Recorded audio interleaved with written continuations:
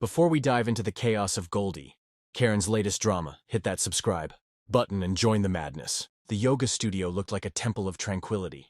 Morning sunlight streamed through floor-to-ceiling windows, splashing gold across polished wooden floors. A faint hum of sitar music floated through the air, and incense smoke curled lazily upward, as though the universe itself was sighing in contentment. And then the door burst open. Goldie Karen didn't enter a room. She arrived.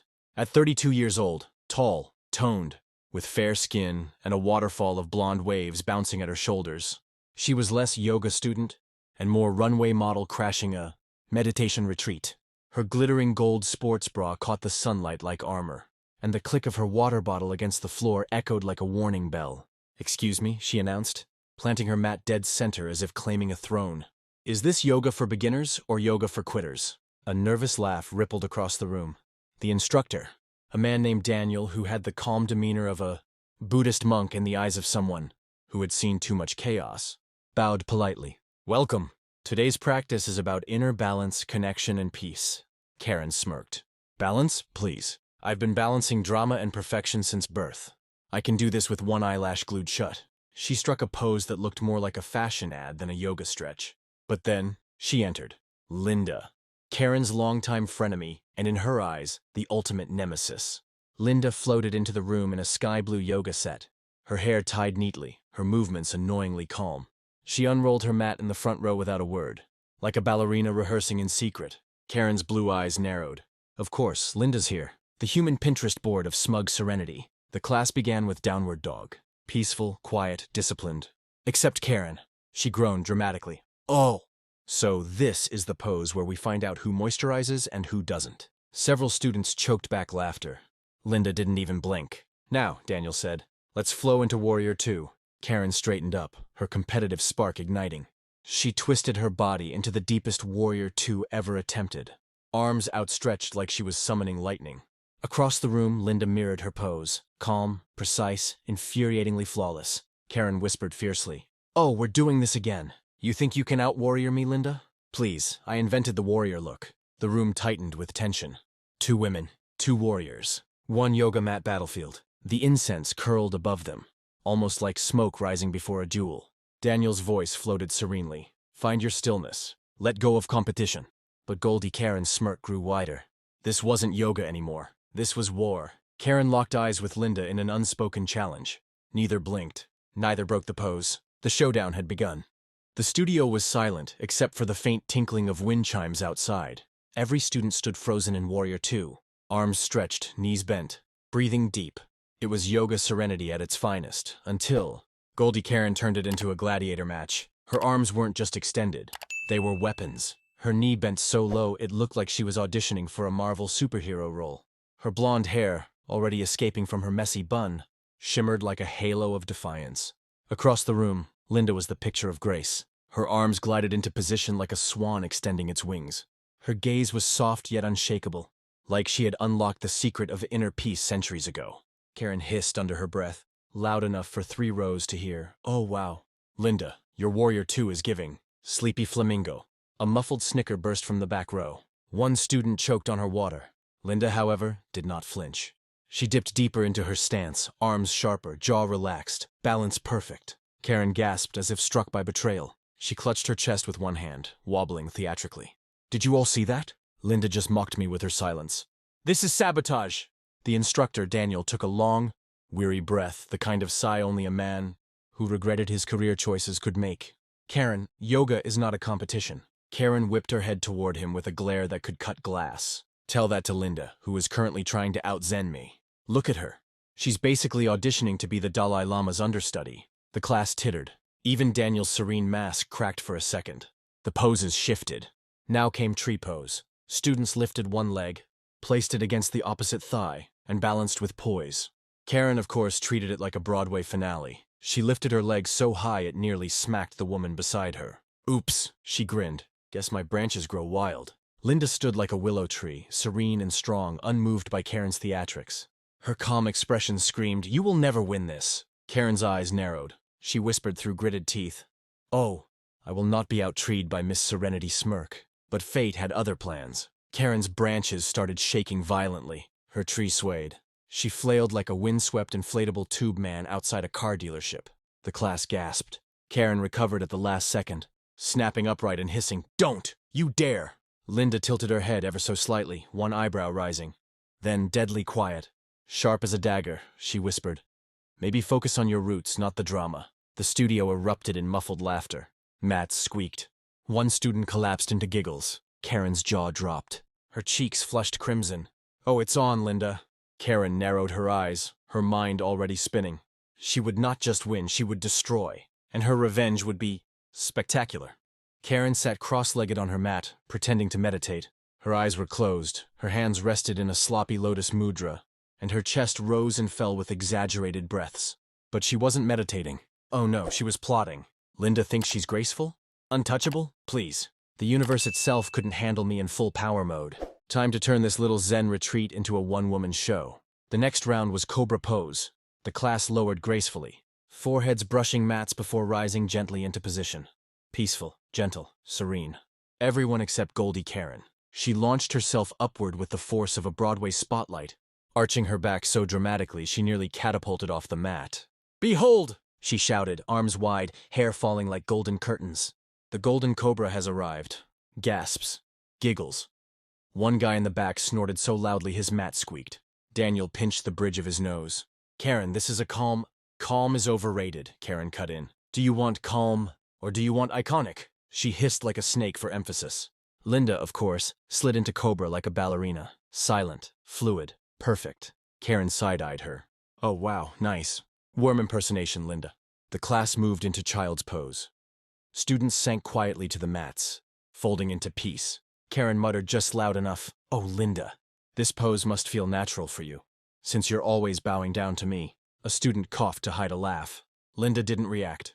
"Too calm, too perfect," Karen seethed. "She's ignoring me." "Oh, that's rich. You think you can ignore me, Linda? Watch this." The flow shifted to downward dog. Karen kicked her leg high, higher, until it wobbled precariously.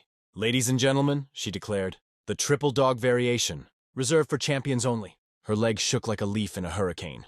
The student behind her scrambled to dodge the impending disaster. Karen's arms trembled, but she forced a smile through gritted teeth. "Still flawless." From the front row, Linda finally cracked. "Karen, this isn't Cirque du Soleil." The words sliced through the room like a dagger dipped in lavender oil. The class erupted in laughter. Daniel's face went crimson. Karen gasped so dramatically you'd think Linda had cursed her ancestors. She clutched her chest. "How dare you?" "Did you hear that, Daniel? She just mocked my spiritual artistry. This is a hate crime against creativity." Daniel, voice tight, said, "Karen, one more disruption, and I will have to ask you to leave." The class went silent. Karen slowly stood tall, brushing imaginary dust off her glittering bra. She smirked. "Ask me to leave? Oh, honey, Karen doesn't leave. Karen makes exits so legendary they get talked about for centuries." The students leaned in. Linda folded her arms. Karen cracked her knuckles. The next round of meditation wasn't going to be peaceful. It was going to be war. The lights dimmed. The studio fell into a hushed glow. Soft amber bulbs casting long shadows on the wooden floor. The incense smoke hung heavy, wrapping the room in sleepy sweetness. Calm flute music trickled in the background like water in a mountain stream. It was time for guided meditation. The moment of silence.